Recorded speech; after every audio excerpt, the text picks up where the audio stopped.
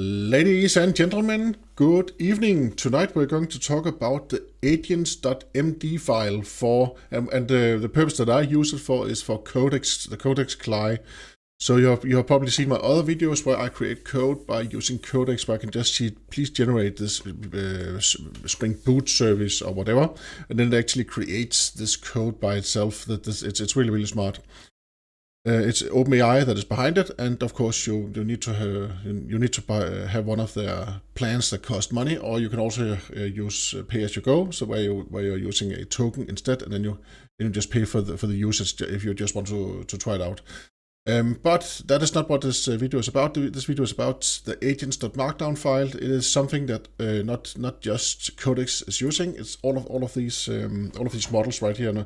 Not models. There are all of these AI tools right here. All of these code generators, AI code generators right here. They actually use the agents.md file. So the idea is that you place this in the root of the folder. Of your code folder, and you can have multiple of these files. So let's say that you have one repository where you both have a backend and a front end. Then you can place one of these in the front end and one of these in the backend. Maybe you also want to have one of an agents.md file in the root. And then when you use Codex Cli, for instance, then it will use the closest agents.md file to find out how it should behave. Because this is exactly what agents.md does. It tells the agent, it tells the AI agent how it should behave, how should it run. If there's something special that you want to do when you're running a test or when you're running the application, then you can write all of these instructions in the agents.md file, and then those will be used and taken into consideration when you ask your agent to do stuff.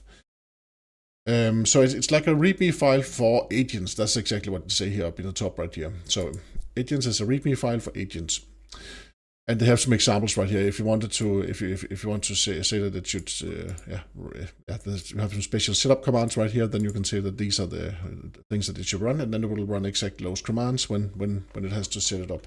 The same with testing. If you don't know how to create this file, this file, then it's quite easy. You can actually just ask. You can just ask Codex Cli to create the first version of the file, and then you can change it afterwards. And that's exactly what I've prepared right here. I have this datetime service which just returns some rubbish data. And what does it return on, Mike? It returns that the United States, and then it returns a zone for New York. So, and it does the same for London, for Tokyo, and Sydney. So it's just something with some dummy data. But let us say that now I want an agents.md file for this project right here. I don't have any file already, and let's say that I don't know exactly how to write a good agents.md file. Let me go to Codex. Let me just write Codex, and let me say write a.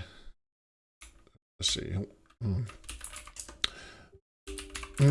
So we say Codex, and then we say write a good agents.md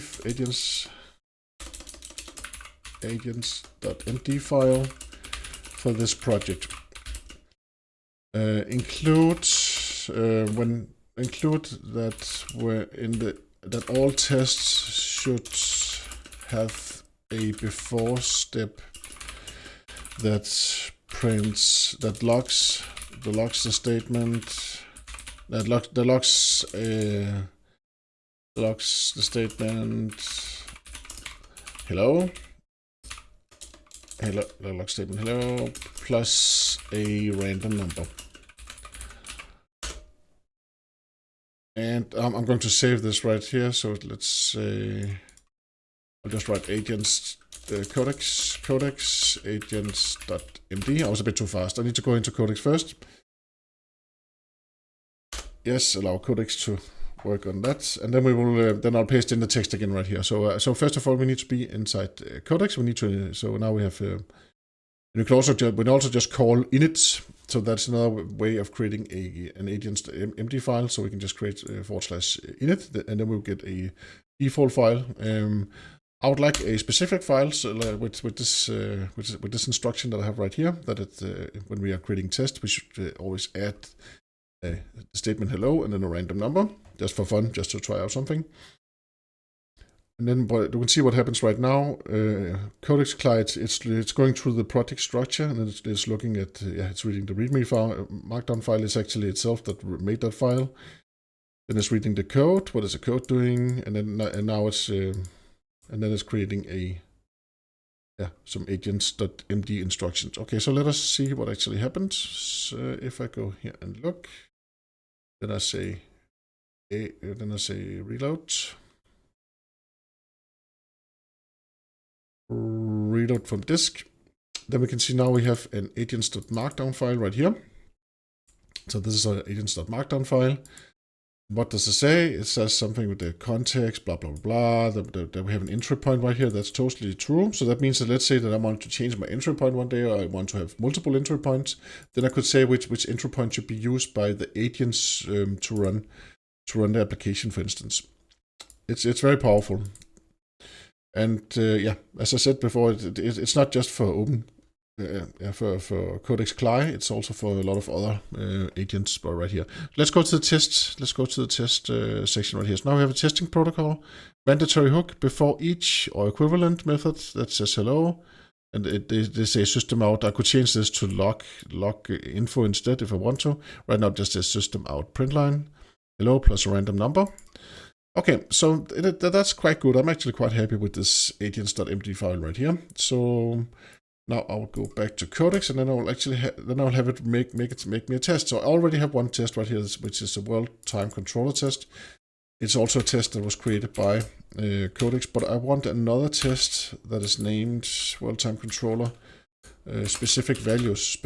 Well, it actually looks at the values, because this test doesn't do that. So it's look at specific values. So now I will instruct Codex to create a new test. Create a new test named world time controller specific values test, which also asserts the specific values from the date time service. I'm not very specific right here, so let us see what happens now when I say this. Create a new test named world time controller specific values test, and then it's working. Now it's planning it, and we got up before each section just right there. Whoa, it is really powerful. It's beautiful. So let's go to, and now we have a new file. IntelliJ already found it, so here we have the new file. World time controller specific values test, and it's a Spring Boot test. Thank you very much for that. It has auto-wired in the controller. Thank you very much for that. It is now looking at all of the values. Actually, it doesn't matter. It doesn't care about the order. And you can see here, it has this before each thing right here. So let us just run the test and see what happens. Of course, I could also have Codex to run my tests. I'll do that in just a minute right here. It's just sometimes it's a bit more easy. It's a bit easier to see in IntelliJ what's going on. So here we have hello and then a random number, and then it's still green because all of the expected values are actually in the output of the service. Let's go and have a Codex to run the test. Run all tests. Let's see what happens. It uses Maven wrapper MVNW.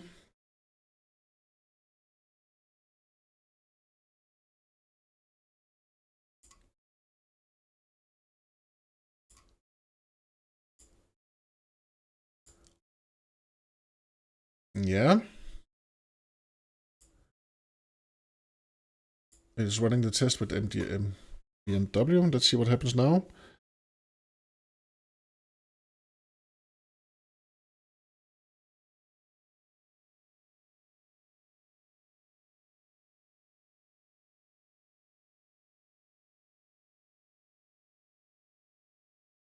It got an error. Okay, it got an error in this. Okay.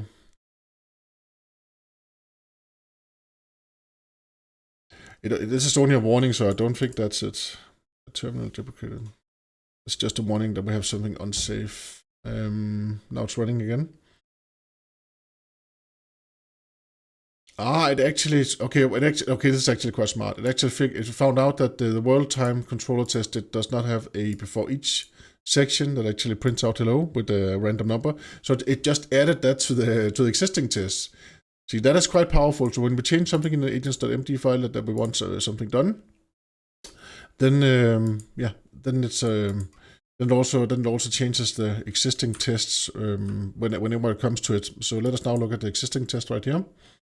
Now it has a before each, and if I run this test right here, let's do that. Then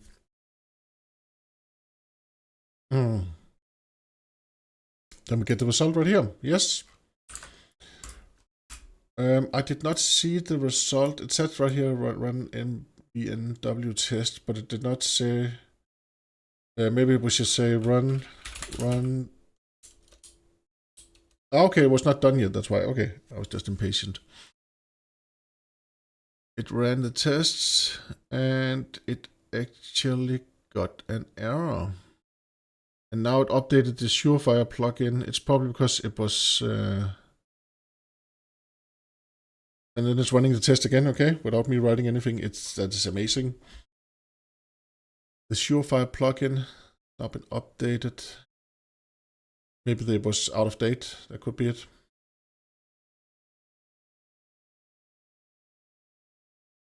It's incredible how smart it is, and it doesn't just quit and say, okay, the tests are failing.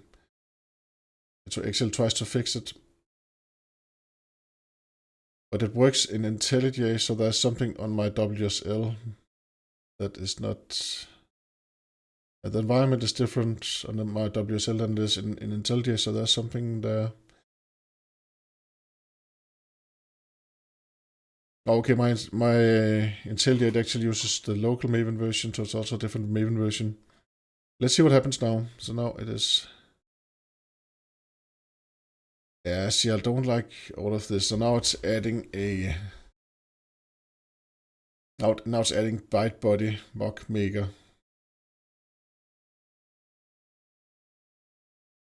It is probably because it tried to start the application maybe, and the port was. What happened now here? I'm wrapping up and describing all changes until blah blah blah.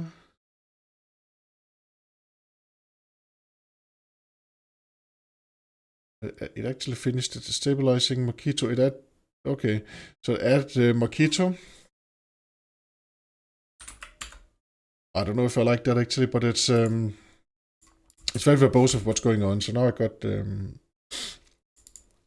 if I go to pump, okay, this section right here with the Surefire plugin, and has a new argument line where it says allow add to itself. So it actually did what we told it to, and it changed the existing tests, and that's quite awesome. But that is a demonstration of the agents.md file. If you're using any agents, then you should have a file like this. At least just create the dummy initial file that doesn't say much, because then your colleagues know that you have thought about it, and you just want the default behavior, at least, yeah.